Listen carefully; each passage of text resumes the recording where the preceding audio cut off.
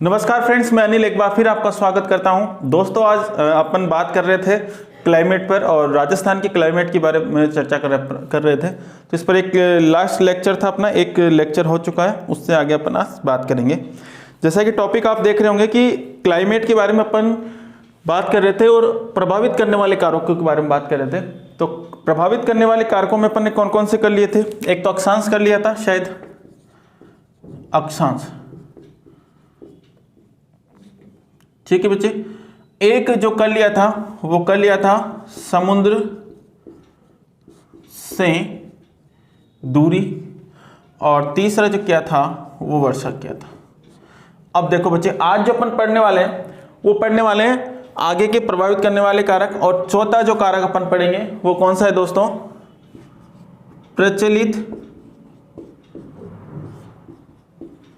पवनों की दिशा।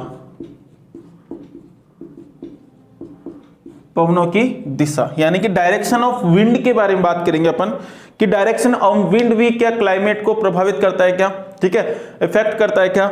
अगर मैं बात करूं डायरेक्शन ऑफ विंड के बारे में बात करूं तो डायरेक्शन ऑफ विंड भी क्या करता है? जलवायु को क्या करता है? प्रभावित करता है, यानी कि प्रचलित पवनों की दिशा।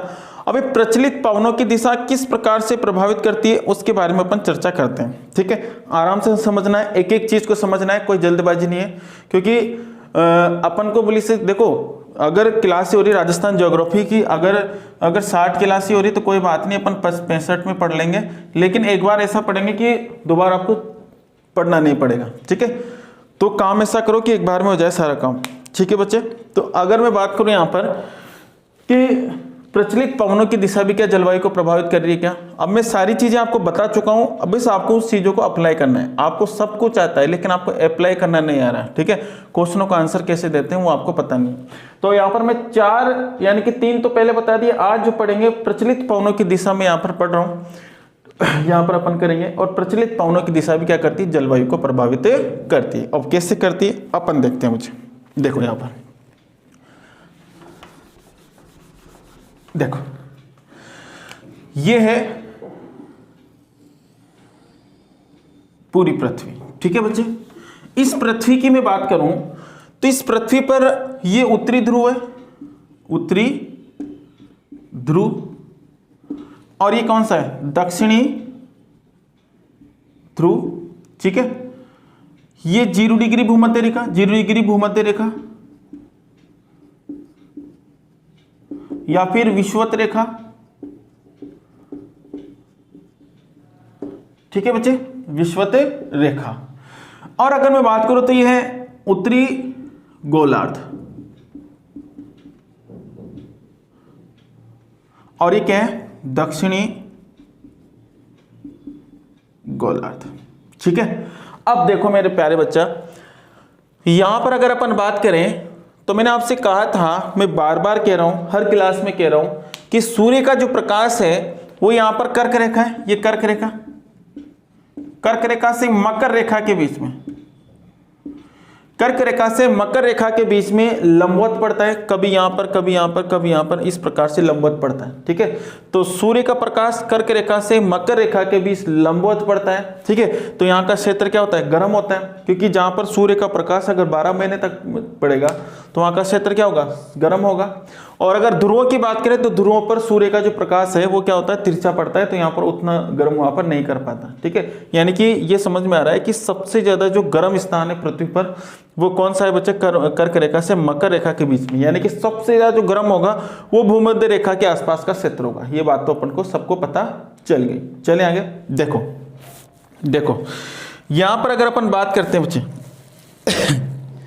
यहां पर अगर अपन बात करते हैं तो यहां पर ये वाला जो क्षेत्र है, ये कर्क रेखा से मकर रेखा वाला क्षेत्र, ये पूरा भूमध्य रेखा के आसपास वाला जो क्षेत्र है, ये क्या गर्म क्षेत्र है क्या? आप कहोगे बिल्कुल से गर्म है। ये वाला क्षेत्र भी गर्म है, ये वाला क्षेत्र भी क्या है? गर्म है। ये वाला जो क्षेत्र है ये ठंडा है क्या? आप कहोगे बिल्कुल सर सही है, ये तो क्या है? ठंडा है। और ये भी क्या ठंडा है क्या? ये भी ठंडा है, ठीक है। देखो बच्चे, यहां पर ये भी ठंडा क्षेत्र है, ये गर्म क्षेत्र है, ये गर्म क्षेत्र है, और ये ठंडा हो गया, ये भी क्या हो गया? गर्म हो गया। अब मैं आपसे कुछ क्वेश्चन पूछता हूं, उसके आंसर आप ही को देना है, ठीक है। कैसे देना है? देखो, अगर उत्तरी ध्रुवों से हवा चल रही है, ठीक है, उत्तरी ध्रुवों से ये हवा है, उत्तरी ध्रुवों से हवा चल रही है और ये हवा कहाँ पर जा रही है, भूमध्य रेखा की तरफ जा रही है, तो ये हवा कैसी होगी, गर्म होगी या ठंडी? आप कहोगे बिल्कुल सही, ये ठंडी होगी। ये क्या हुआ है, ठंडी है ये, क्योंकि ध्रुवों से हमेशा ठंडी हवा आगे की तरफ जाएगी, ठीक है। तो ये ठंडी है, तो ये ठंडी क्या 100% ठंडी है क्या? आप कहोगे बिल्कुल 100% ठंडी है, क्योंकि ध्रुवों से ये हवा आ रही है तो ये बिल्कुल ठंडी होगी, ठीक है। और यहाँ पर गर्मी है, ये गर्मी भी क्या 100% गर्मी होगी क्या? यहाँ पर भी 100% क्या है, गर्मी है।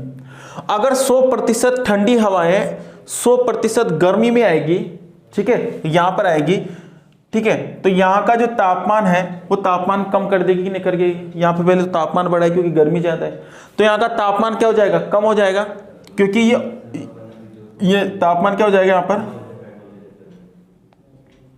कम हो गया। तो भूमध्य रेखा पर यहां पर तापमान क्या हो रहा है, कम हो रहा है, क्योंकि क्या हो रहा है कि ठंडी ठंडी वो यहां पर आ रही है और वो क्या कर रही है, यहां पर तापमान को कम कर रही है। अब ये जो ठंडी हवाएं हैं यहां पर जैसे आएगी तो कुछ समय के बाद ये क्या हो जाएगी, गर्म हो जाएगी, क्योंकि भूमध्य रेखा के आसपास का क्षेत्र कैसा है, गर्म है, ठीक है। यहाँ पर कौन सी जलवायु पाई जाती है, उष्णकटिबंधीय जलवायु।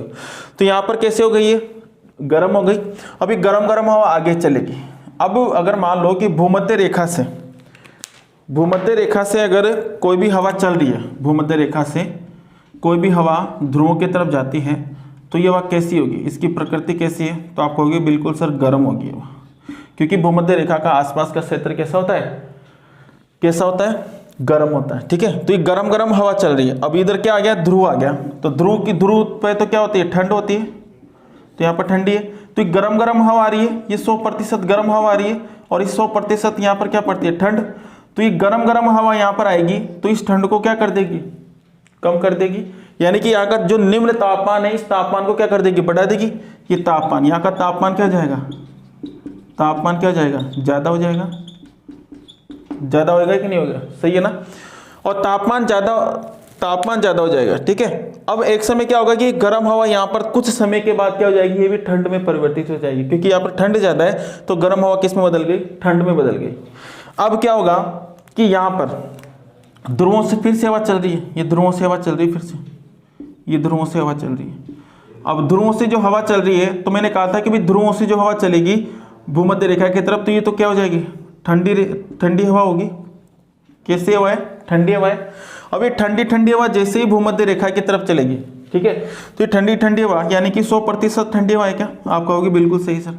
और भूमध्य रेखा के आसपास का क्षेत्र क्या है, 100% गर्म, सही है ना। मैं ये प्रतिशत इसलिए बता रहा हूँ समझाने के तौर पर, एक किताबों में आपको नहीं मिलेगा कि 100% गर्म, वहाँ पर 100% ठंड, ठीक है। ये तो समझाने के लिए बोल रहा हूँ कि यहाँ पर जब ये ठंडी हवा जाएगी तो ठंडी हवा यहाँ पर गर्मी को क्या कर देगी, कम कर देगी, यानी कि तापमान को क्या कर देगी, कम कर देगी। तापमान क्या हो जाएगा बच्चे, कम हो जाएगा। और जब तापमान यहाँ पर कम हो जाता है, तो एक समय ऐसा आता है कि ठंडी हवा यहाँ पर किस में बदल जाएगी, गर्म में बदल जाएगी। किस में बदल जाएगी, गर्म में बदल जाएगी। चलिए आगे। अब देखो यहाँ पर ये गर्म, फिर यहाँ से भूमध्य रेखा से हवा फिर आगे की तरफ चल रही है, और आगे की तरफ हवा चलेगी तो ये गर्म, भूमध्य रेखा से जब भी ध्रुवों की तरफ हवा चलती है तो ये कौन सी, गर्म होती है। और गर्म हवा कहाँ चल रही है, ध्रुवों की तरफ जा रही है, तो गर्म हवा यहाँ पर जा रही है, यहाँ पर क्या है, ठंड है। आप सभी को पता है यहाँ पर ठंड है, और 100% ठंड है यहाँ पर, यानी कि पूर्ण रूप से ठंडी हवा है। और यहाँ पर 100% गर्म हवा जा रही है, और एक गर्म हवा यहाँ पर जाकर क्या करेगी, यहाँ के तापमान को क्या कर देगी, बढ़ा देगी, और यहाँ का तापमान क्या हो जाएगा, तापमान बढ़ जाएगा। क्या हो रहा है दोस्तों, तापमान बढ़ जाता है, यानी कि तापमान यहाँ पर ज्यादा हो जाता है, ठीक है। तो देखो क्या समझ में आ रहा है, मैं इतनी देर से क्या समझा रहा हूं, मैं ये समझा रहा हूं बच्चे कि ये जो पृथ्वी पर है ध्रुवों से ठंडी हवा कहाँ जा रही है, भूमध्य से रेखा की तरफ, और यहाँ पर जाकर क्या कर रही है, यहाँ की जलवायु को क्या कर रही है, डिस्टर्ब कर रही है, यहाँ की चेंज कर रही है जलवायु को, ठीक है। देखो यहाँ पर उष्णकटिबंधीय जलवायु पाई जा रही है। अब उष्णकटिबंधीय जलवायु को जैसे ही ठंडी हवा आती है तो वहां उसको क्या कर देती है, थोड़ा बहुत परिवर्तित कर देती है, उसके अंदर क्या कर देती है, प्रभाव डाल देती है अपना। यानी कि अपन कह सकते हैं कि ये जो डायरेक्शन ऑफ विंड है, प्रचलित पवनों की दिशा है, ये भी क्या करती है दोस्तों, ये भी जलवायु को क्या करती है, प्रभावित करती है। ये भी जलवायु को क्या कर रही है, प्रभावित कर रही है। तो कोई दिक्कत है यहाँ तक नहीं है ना। तो एक बार लिख लीजिए, फिर आप इस डायग्राम को बना लेना। लिखो, हेडिंग लगा लीजिए, प्रचलित पवनों की दिशा, प्रचलित पवनों की दिशा, प्रचलित पवनों की दिशा। चले अब प्रचलित पवनों की दिशा के बारे में अपन बात करेंगे। देखो बच्चे यहां पर देखो, इसके अंदर जब, एक मिनट काटो इसको, भूमध्य रेखा के आसपास का क्षेत्र, भूमध्य रेखा के आसपास का क्षेत्र, भूमध्य रेखा के आसपास का क्षेत्र गर्म होता है, गर्म होता है, और ध्रुवों के आसपास का क्षेत्र ठंडा होता है। ध्रुवों के आसपास का क्षेत्र कैसा होता है? ठंडा होता है। ध्रुवों के आसपास का क्षेत्र ठंडा होता है। ठीक है, यहां तक लिखा, ध्रुवों के आसपास का क्षेत्र ठंडा होता है।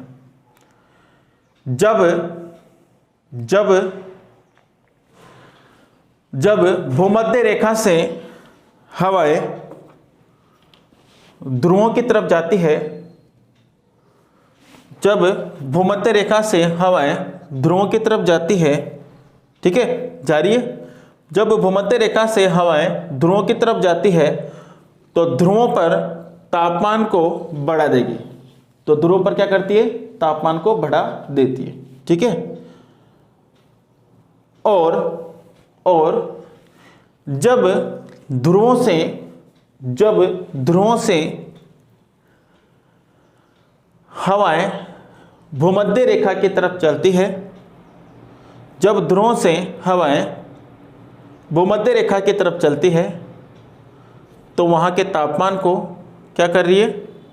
कम कर देती है। क्या कर देती है बच्चे? कम कर देती है। तो यहाँ के तापमान को कम कर देती है। ठीक है, अतः हम कह सकते हैं कि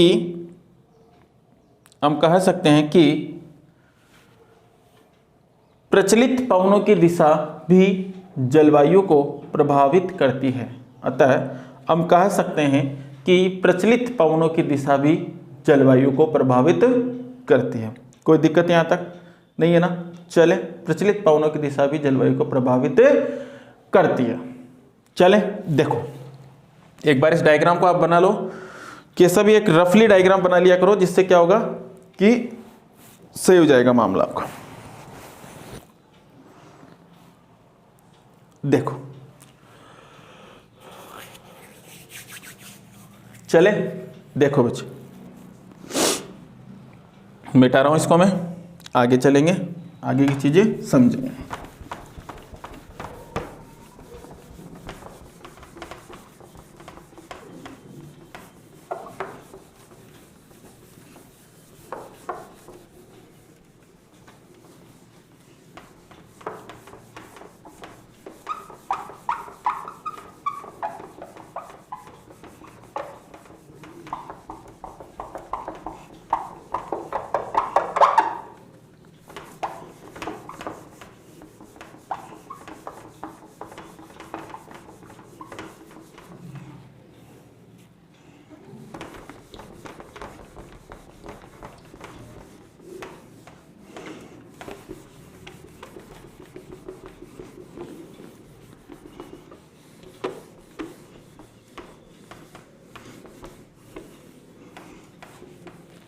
देखो अब जो नेक्स्ट, इसके अंदर नेक्स्ट कारक अपन पढ़ने जा रहे हैं वो है बच्चे वनस्पति।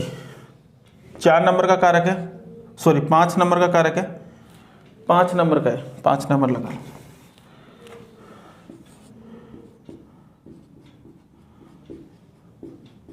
वनस्पति, वेजिटेशन, ठीक है, या फिर इसको अपन वन भी कह सकते हैं, वनस्पति या फिर वन। अब देखो, अब आपके समझ में आ रहा होगा कि सर वनस्पति और वन में क्या अंतर है, वन क्या होते हैं, वनस्पति क्या होती है, ये भी दिमाग में आ रहा होगा, लेकिन मैं यहाँ नहीं बताऊंगा आपको, वनस्पति में ही बताऊंगा। ठीक है, थोड़ा सा बता देता हूँ कि जैसे बहुत सारे पेड़ होते हैं, जैसे एक पेड़ है, ठीक है, अब पेड़ है इस प्रकार से लगे हुए हैं एक जगह पर, तो वो तो क्या हो गया, एक जंगल हो गया। ठीक है, अब देखो बहुत सारे पेड़, यानी कि पेड़ों का एक समूह जो होता है, ठीक है, वो क्या हो जाता है, वनस्पति हो जाता है। ठीक है, अपन बाद में समझेंगे इसको बिल्कुल डिटेल से। ठीक है, अब देखो वनस्पति कैसे प्रभावित करती है जलवायु को। देखो एक स्थान तो ये है, ठीक है, एक स्थान माना कि ये है, यहां पर इस प्रकार से एक वनस्पति, दो वनस्पति, तीसरी वनस्पति, इस प्रकार से बहुत सारे यहां पर पेड़ पौधे हैं, ठीक है। और यहां की बात करें, यहां पर भी पेड़ है, यहां पर भी पेड़ है, ठीक है, इस प्रकार से। अब यहां पर पेड़ पौधे क्या पास पास में है क्या? आप कहोगे बिल्कुल सर पास पास में, यहां पर तो ठीक है, यहां पर पास पास में, तो ये यहां पर क्या होगा कि ये पास पास में है, तो यहां पर क्या होगा, ये कौन सी वनस्पति हो गई? ये तो सघन है, सघन है, सघन वनस्पति, सघनता ज्यादा है इसके अंदर। और यहां पर मैं बात करूं तो ये पेड़ पौधे तो दूर दूर है, दूर दूर है, तो विरलता इसके अंदर है, यानी कि कौन सी वनस्पति हो गई? विरल वनस्पति। कैसी वनस्पति बच्चे? विरल वनस्पति। चले अब देखो, अब क्या होता है कि सूर्य है यहां पर, ये सूर्य प्रकाश डालता है पृथ्वी पर इस प्रकार से, तो यहां पर प्रकाश डालेगा तो ये पेड़ पौधे क्या सूर्य के प्रकाश को धरातल तक, ये धरातल है, धरातल तक पहुंचने देंगे क्या पेड़ पौधे? आप कहोगे बिल्कुल सर नहीं पहुंचने देंगे। ये गरम गरम हवाएं क्या धरातल तक पहुंच पाएगी क्या? नहीं पहुंच पाएगी, यानी कि पहुंचेगी तो सही लेकिन कम पहुंचेगी, कम मात्रा में पहुंचेगी। तो ये पेड़ पौधों के नीचे का क्षेत्र क्या ठंडा होगा क्या? क्षेत्र जो है ठंडा होगा, यानी कि यहाँ का जो तापमान है ये कम होगा क्या? आप कहोगे बिल्कुल सर कम होगा। जहां पर इस प्रकार से पेड़ पौधे ज्यादा पाए जाते हैं वहां का तापमान क्या हो रहा है? कम हो रहा है। कोई दिक्कत है क्या? नहीं है। अब यहां जाओ, यहां पर भी सूर्य की किरणें पड़ रही है, और यहां पर सूर्य की किरणें डायरेक्ट कहां पर पड़ रही है? धरातल पर पड़ रही है, ये धरातल है। और जब धरातल पर पड़ेगी डायरेक्ट ये सूर्य की किरणें यहां पर पड़ेगी, तो यहाँ का जो तापमान है, ये तापमान क्या हो जाएगा? ज्यादा हो जाएगा। ज्यादा होगा कि नहीं होगा? होगा ना। और जब तापमान यहां पर ज्यादा होगा तो देखो बच्चों यहां पर क्या समझ में आता है कि जहां पर सघन वनस्पति पाई जाती है, जहां पर सघन वनस्पति पाई जाती है वहां का जो तापमान है वो क्या होता है? कम होता है। और जहां पर विरल वनस्पति पाई जाती है वहां का तापमान क्या होता है? ज्यादा होता है। तो क्या हो रहा है कि जहां पर वनस्पति बहुत ज्यादा है तो वहां का तापमान हमेशा कम होगा, और जहां पर वनस्पति कम है यानी कि सघन वनस्पति पाई जाती है तो वहां का तापमान ज्यादा होगा। तो अर्थात हम कह सकते हैं कि जलवायु भी क्या करती है? इसको प्रभावित करती है। कोई दिक्कत है क्या? नहीं है ना। चलें, तो अपन ने कितने कारक पढ़ लिए? 5 कारक यहाँ पर पढ़ लिए। कितने कारक पढ़ लिए? 5 कारक पढ़ लिए बच्चे। अब 5 कारक अपन ने यहाँ पर पढ़ लिया। अब बात इसको एक बार उतार लीजिए अब, ठीक है, और एक लाइन लिख लीजिए नीचे, मैं लिखवा देता हूँ। वनस्पति वन लगाकर इसको उतार लो, फिर एक लाइन लगाता हूं। देखो, जहां पर सघन वनस्पति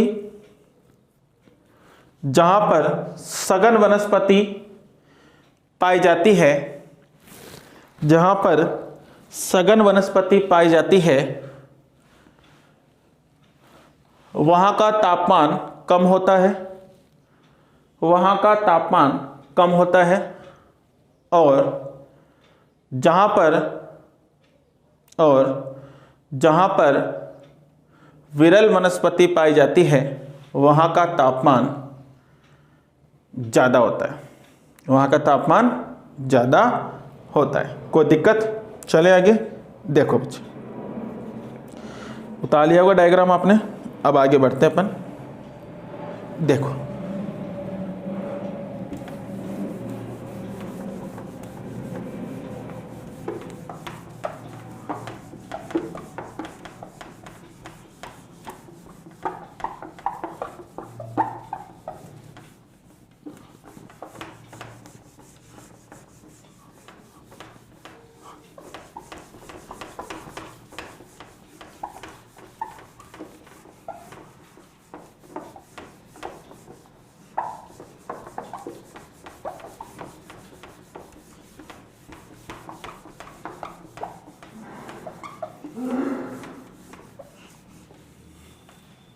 देखो बच्चों, अब बात करेंगे पर्वत पहाड़ों की। छठा जो कारक है पर्वत पहाड़। माउंटेन की बात करते हैं, क्या माउंटेन भी क्या जलवायु को प्रभावित करता है क्या? अब करता है कि नहीं करता, अपन देखते हैं। देखो बच्चे, माउंटेन भी जलवायु को प्रभावित करता है। वो कैसे करेगा? जैसे अगर मैं बात करूं, एक तो ये अपना भारत है,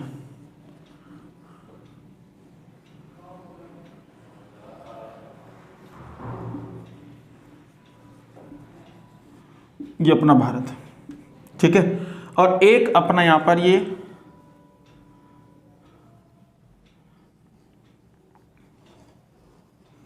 अपना राजस्थान है। कोई बात नहीं, जैसे भी बने। देखो यहां पर ये हिमालय है, यहां पर क्या है? ये हिमालय। ये पूरा का पूरा क्षेत्र कौन सा है? हिमालय क्षेत्र, ठीक है। और यहां की बात करें तो यहां पर ये पूरा का पूरा क्षेत्र कौन सा है? अरावली, ठीक है बच्चे। अब क्या होता है कि यहां पर रूस साइबेरिया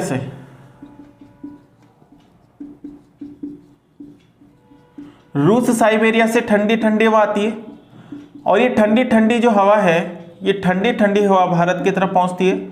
और ये ठंडी ठंडी हवा जैसे भारत की तरफ पहुंचती है तो इसके सामने एक विशाल पर्वत श्रृंखला स्थित है, ठीक है। ये विशाल पर्वत श्रृंखला क्या करती है? इस ठंडी ठंडी हवाओं को इधर नहीं आने देती, ठीक है। ये इसके दक्षिण भाग में नहीं आने देती। अब क्या होता है कि ठंडी ठंडी हवा है, ये माना कि 100% ठंडी हवा है, तो 100% में इस इधर जो आएगी वो 10 से 20% हवा ही आ पाएगी। हिमालय उसको सारी हवा को क्या कर लेगा? रोक लेगा। अगर इधर ठंड है तो इधर क्या है? गर्मी है, ठीक है। इधर ठंड है तो इधर क्या है? गर्मी है, ठीक है बच्चे। कोई दिक्कत है? यहाँ पर उष्णता है, यहाँ पर आर्द्रता है। और ये काम कौन कर रहा है बांटने का? हिमालय कर रहा है, ये पर्वत पहाड़ कर रहा है। ये पर्वत अगर यहाँ पर नहीं होता, हिमालय नहीं होता है, तो ठंडी हवा यहाँ पर आती क्या? आती, और आती तो यहाँ पर भी क्या कर देती? यहाँ पर भी आर्द्रता कर देगी, यहाँ पर भी आर्द्र जलवायु पाई जाती। फिर समझ में आ रहा है कि नहीं आ रहा? ठीक है ना। यानी कि ये माउंटेन क्या कर रहा है? इसको प्रभावित कर रहा है। चले, कोई दिक्कत? देखो यहाँ पर अरावली की तरफ आ जाओ।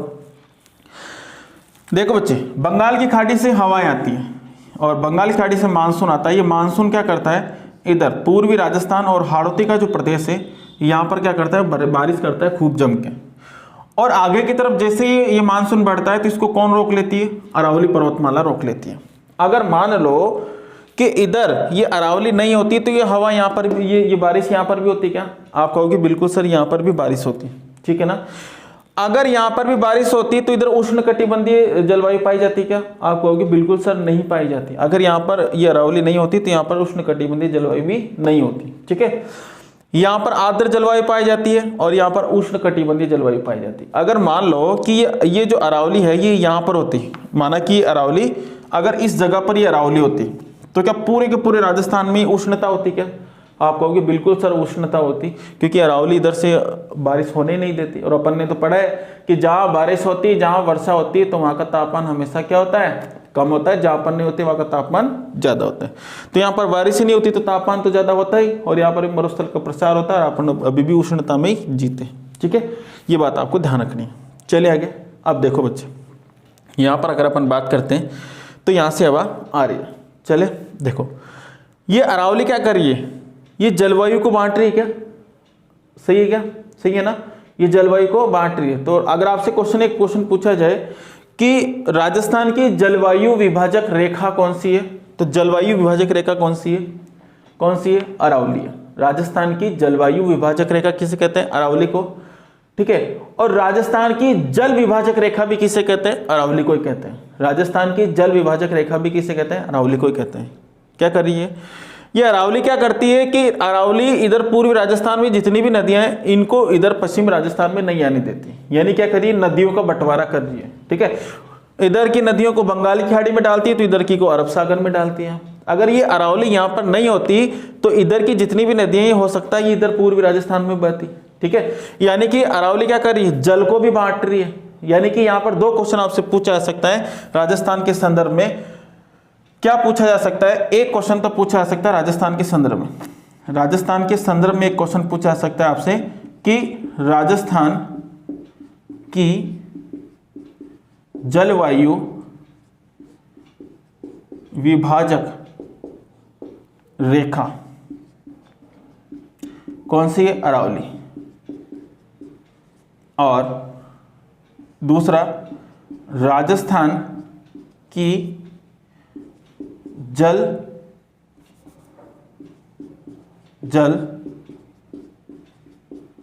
विभाजक रेखा कौन सी है? राजस्थान की जल विभाजक रेखा कौन सी है? तो वो कौन सी बच्चे? वो है अरावली। ठीक है बच्चे, तो दोनों क्वेश्चन आपको यहां से करने हैं। अब देखो यहां पर भारत के संदर्भ में आपसे क्वेश्चन पूछे, भारत के संदर्भ में, तो भारत की जल विभाजक रेखा, जल वायु बता देते हैं पहले, जलवायु विभाजक रेखा। तो देखो यहां पर आपको ध्यान रखना है, तो भारत की जलवायु विभाजक रेखा तो कौन सी है? हिमालय। लेकिन अगर भारत के बारे में पूछे कि जल विभाजक रेखा, जल विभाजक रेखा, तो जल विभाजक रेखा यहां पर देखो मेरे प्यारे बच्चों, विंध्याचल पर्वतमाला। यहां पर क्या है? इस प्रकार से यहां पर विंध्याचल पर्वतमाला, ये विंध्याचल पर्वतमाला क्या करती है? दक्षिण भारत यानी कि प्रायद्वीपीय भारत की जितनी भी नदियां हैं इनको दक्षिण भारत में बहने देती है इससे।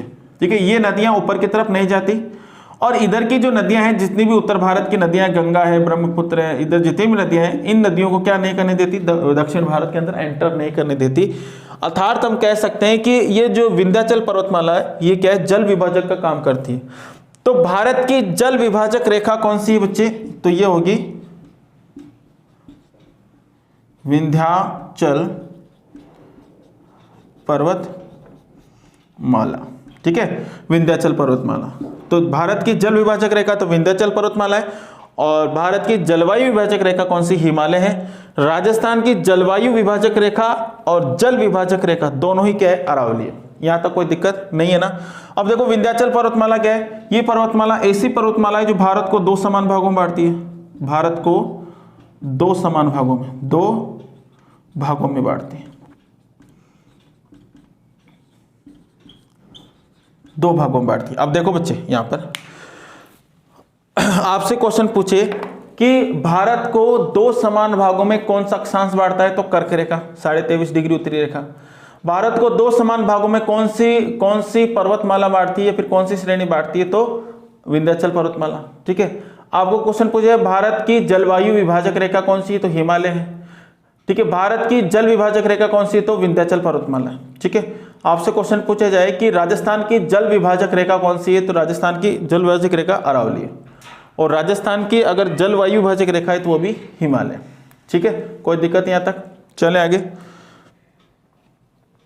तो यहां तक लिख लिया होगा आपने, आगे बढ़े। ठीक है, तो एक लाइन लिखो यहां पर, देखो लिखो, राजस्थान के, कर दिया मैंने, राजस्थान के मध्य भाग में अरावली पर्वतमाला, राजस्थान के मध्य भाग में अरावली पर्वतमाला पाई जाती है। राजस्थान के मध्य भाग में क्या पाई जाती है? अरावली पर्वतमाला पाई जाती है। ठीक है, यह अरावली पर्वतमाला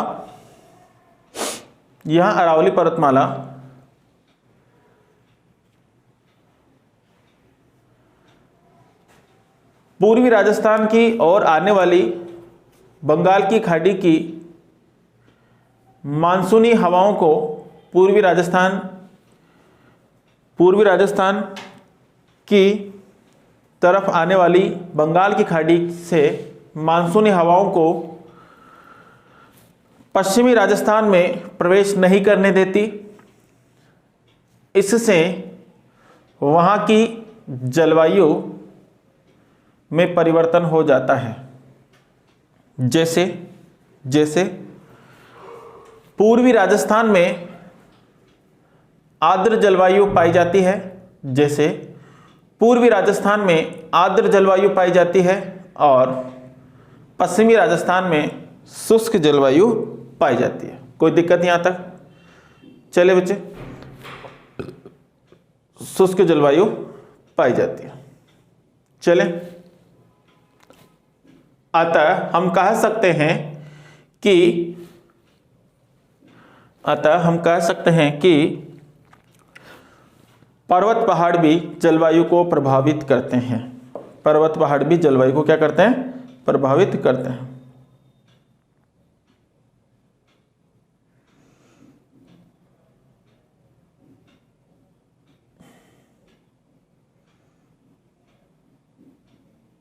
चले देखो, इसमें 2-4 लाइनें लिख लो। लिखो, पूछी गई क्वेश्चन है, 4-5 लाइनें लिखवाऊंगा, सारी की सारी पूछी हुई क्वेश्चन। लिखो बच्चे, पहली लाइन लिखो, राजस्थान की जल विभाजक रेखा, राजस्थान की जल विभाजक रेखा, राजस्थान की जल विभाजक रेखा, राजस्थान की जल विभाजक रेखा अरावली पर्वतमाला है। राजस्थान की जल विभाजक रेखा अरावली पर्वतमाला है। फिर दूसरी लाइन लिखो, राजस्थान की जलवायु विभाजक रेखा, राजस्थान की जलवायु विभाजक रेखा अरावली पर्वतमाला है। ठीक है, अब भारत के संदर्भ में लिखो, भारत की जलवायु विभाजक रेखा, भारत की जलवायु विभाजक रेखा हिमालय है, हिमालय हैं, हिमालय हैं। ठीक है, फिर लिखो जलवायु विभाजक रेखा हिमालय हैं। फिर लिखो भारत की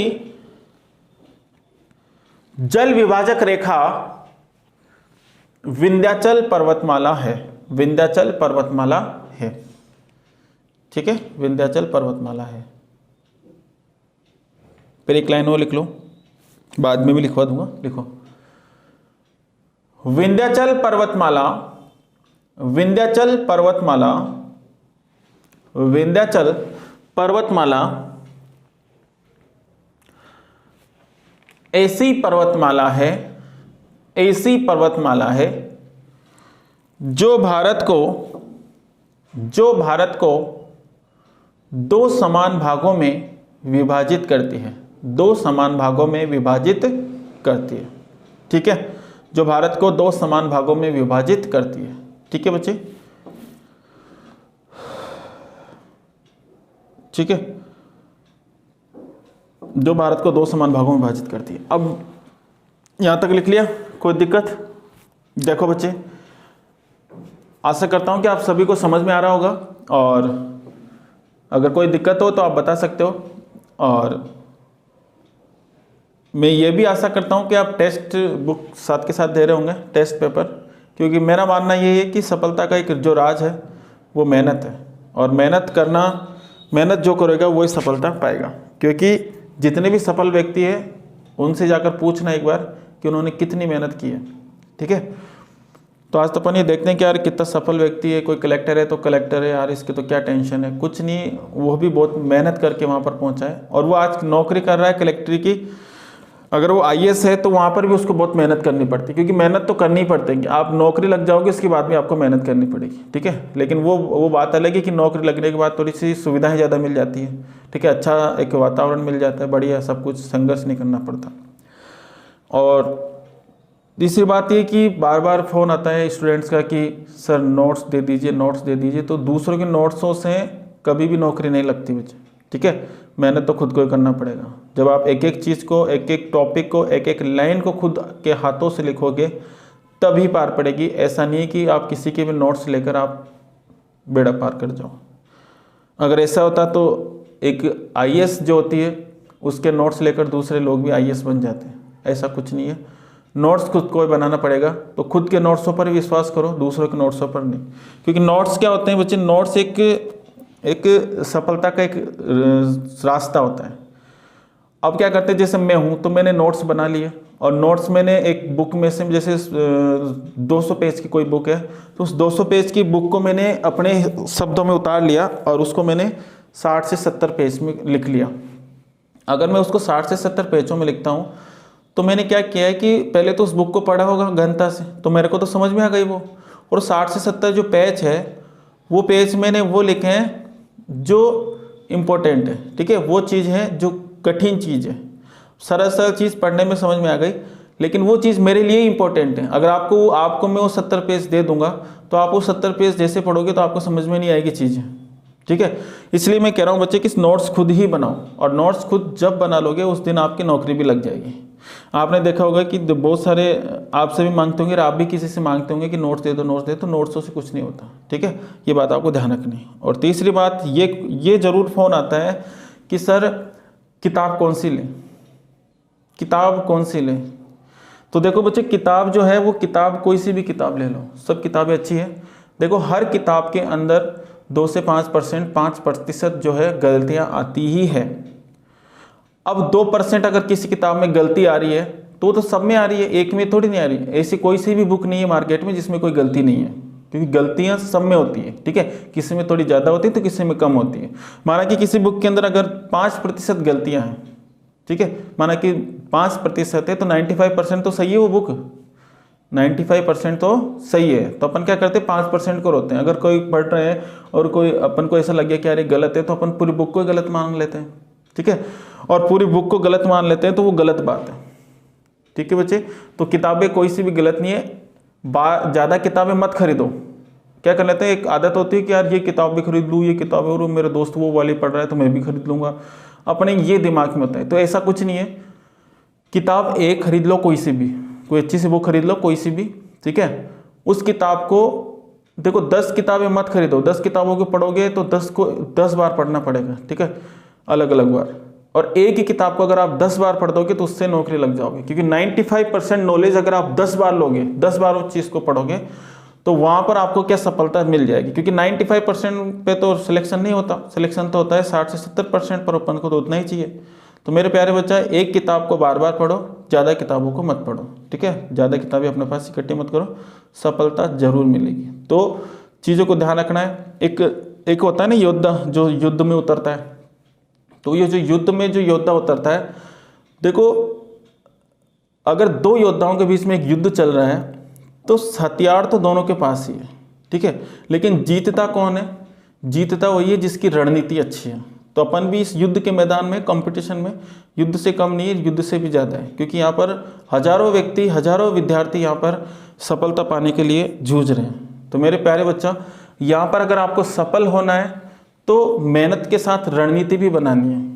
आप एक काम कीजिए, घर पे बैठिए और घर पे बैठकर एक रूम को बंद कर उसके अंदर बैठिए और वहाँ पर सिलेबस को निकालिए और सिलेबस को एक बार अच्छे से देखिए। 1 घंटे तक सिलेबस को देखिए और उस सिलेबस में आप ऐसी चीज़ें खोजें जहाँ से आप आसानी से नंबर निकाल सकते हो। उस सिलेबस में ऐसी चीज़ें खोजो वहाँ पर जहाँ से आप आसानी से नंबर निकाल सकते हो, तो वहाँ पर आप पॉइंट कर दो उसको। ऐसी चीज़ें, जैसे कोई हिस्ट्री में आपको अच्छा टॉपिक लगते हैं तो उन टॉपिकों के लगा दो आप। अगर ज्योग्राफी में अच्छा लग रहा है आपको, राजस्थान ज्योग्राफी अच्छी लगे तो ज्योग्राफी की लगा दो आप, ठीक है। तो वहाँ से अगर मान लो कि उस सिलेबस में अगर 50% यानी कि 40% भी आपको चीज़ें आसान लग रही, कुछ चीज़ें, तो उनके आप सब पे टिक कर लो, ठीक है। तो उन चीज़ों को आप सबसे पहले पढ़ दो, और सबसे पहले पढ़ दो, उसके बाद में आप कठिन चीज़ों के पढ़ो। अगर आप कठिन चीज़ों को पहले पढ़ दोगे तो आपका दिमाग खराब हो जाएगा, आप कहोगे कि अरे यार ये तो क्या हो गया, तो नहीं पढ़ सकता मैं तो पहले सरल चीज़ों को पढ़ लो जो आपको आती है, और उसके बाद में कठिन चीज़ों को पढ़ लो। और कठिन चीज़ों को पढ़ने के बाद उनको, कठिन चीज़ों को 1 बार नहीं, 2 बार नहीं, 3 बार पढ़ दो, ठीक है। तो सफलता आपके हाथ में होगी। कोचिंग्स कर रहे हो आप तो कोचिंग के नोट्स को पढ़िए, जो चीज़ जिस दिन पढ़ा दी उस चीज़ को उसी दिन पढ़िए, कल के दिए मत छोड़िए। क्योंकि मेरे प्यारे बच्चा, अगर आप देखते हो कि कोचिंगों में कितने बच्चे पढ़ते हैं, हजारों बच्चे पढ़ते हैं एक दिन में, ठीक है। अब एक दिन में आपने माना कि एक दिन का पढ़ा हुआ आपने घर पे जाकर नहीं पढ़ा, या फिर आप गुलाठी मार गए, आए नहीं, ठीक है, कोचिंग ही नहीं आए, तो एक दिन में वो जो बहुत सारे अनगिनत यानी कि लाखों जो विद्यार्थी पढ़ रहे हैं, वो विद्यार्थी एक दिन आपने नहीं पढ़ा तो आगे निकल गए, ठीक है। 2 दिन नहीं पढ़ा तो 2 दिन आगे निकल गए, 3 दिन पढ़ा तो 3 दिन आगे निकल गए, ठीक है। 3 दिन आपने नहीं पढ़ाई की। यानी कि मेरे प्यारे बच्चों, जो जिस दिन जो पढ़ा दिया गया उसी को उसी दिन पढ़ दीजिए, और आप अगर उसी दिन पढ़ दोगे उस चीज़ को तो आपको सफलता को कोई नहीं रोक सकता, ठीक है। तो रिवीजन करते जाइए, पढ़ते जाइए, टेक्स्ट बुक देते जाइए, और बढ़िया थोड़ा सा करंट अफेयर तैयार कर लीजिए आपके सिलेबस के अनुसार, और कोई नहीं रोक सकता आपको, ठीक है। तो आजकल क्या होता है कि जितनी भी सब्जेक्ट है, तो सब्जेक्ट से भी क्या, ज्योग्राफी से रिलेटेड जितने भी करंट अफेयर है जैसे हिस्ट्री से रिलेटेड करंट कोई कुछ भी बनता है कि आजकल चलता रहता है, मुद्दे चलते रहते हैं हिस्ट्री पे भी, जैसे कोई कुछ भी, जैसे अकबर के, बाबर के, इनके बारे में इनके चलता रहता है, आप पढ़ते रहते हो, ठीक है। तो ज्योग्राफी में चलता रहता है, इकोनॉमिक्स में कुछ करंट में चलता रहता है, तो उन चीज़ों को साथ में लेकर चलिए। तो बोलते हैं, बहुत सारे बच्चे बोलते हैं रीट के अंदर सर वो है ही नहीं, करंट अफेयर है ही नहीं। तो रीट के अंदर करंट अफेयर है, लेकिन वो आपको दिखा नहीं रखा, उसने बेवकूफ़ बना देता है। अब ज्योग्राफी, मान लो कि ज्योग्राफी में करंट में कोई टॉपिक चल रहा है अभी, ठीक है, तो करंट में उसको पूछ लेगा आपसे वो, ठीक है। तो वो इस प्रकार से आपको ध्यान रखना है सारी चीज़ों के अंदर, तो करंट भी आपको ध्यान रखना है, ठीक है बच्चे। और सारी चीज़ अपन यहाँ पर देखेंगे। तो एक चीज़ अपन ये पढ़ रहे हैं, इसमें एक चीज़ और पढ़ लेते हैं। देखो, तो मैंने 6 चीज़ें तो यहाँ पर बता दी आपको ना।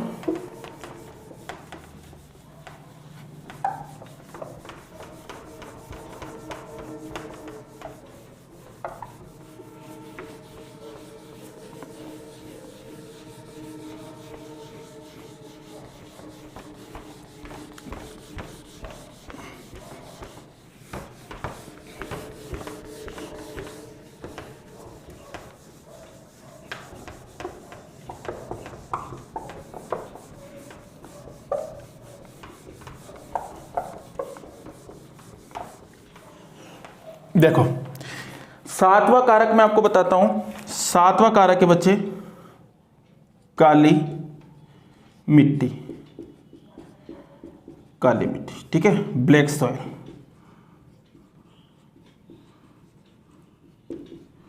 ठीक है बच्चे, देखो ब्लैक सॉइल की बात करें तो काली मिट्टी, जैसे मैं बात कर रहा हूं आपसे कि जैसे आपके घर के अंदर जानवर होते हैं, ठीक है, सबके सब गांव से अपन रिलेटेड है। तो घर में जो जानवर होते हैं, जैसे गाय है और एक भैंस है, तो गाय का कलर क्या होता है?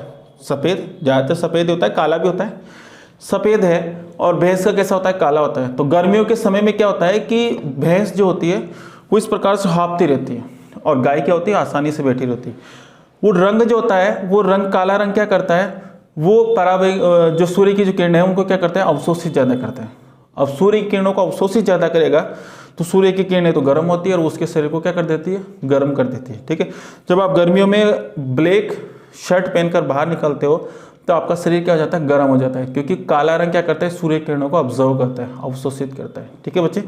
तो वो अवशोषित करता है तो फिर क्या होता है कि आपका शरीर क्या हो जाता है? गर्म हो जाता है। जैसे अगर बात हो किसी भी क्षेत्र में अगर काली मिट्टी है तो काली मिट्टी भी क्या करेगी? सूर्य किरणों को ऑब्जर्व करेगी, और ऑब्जर्व करेगी यानी कि उसको अवशोषित कर लेगी, तो उस क्षेत्र को क्या कर देगी? वो गर्म कर देगी, ठीक है। तो अपन कह सकते हैं कि एक ना एक अपन कह सकते हैं कि काली मिट्टी भी क्या करती है? जलवायु को क्या कर देती है? प्रभावित कर देती है। कोई दिक्कत यहाँ तक? चले आगे, ठीक है, ठीक है बच्चे। देखो, तो यहाँ तक अपन ने बात कर ली जलवायु को, जलवायु के सारे कारक अपन ने पढ़ लिए। अब अपन बात करेंगे दोस्तों, नेक्स्ट जो क्लास होगी अपनी वो राजस्थान के अंदर भौतिक दृष्टि से जलवायु का वर्गीकरण पढ़ेंगे, और नेक्स्ट टॉपिक अपना ये होगा। तो अपन कल मिलते हैं नेक्स्ट क्लास में, और तब तक के लिए जय हिंद, जय भारत।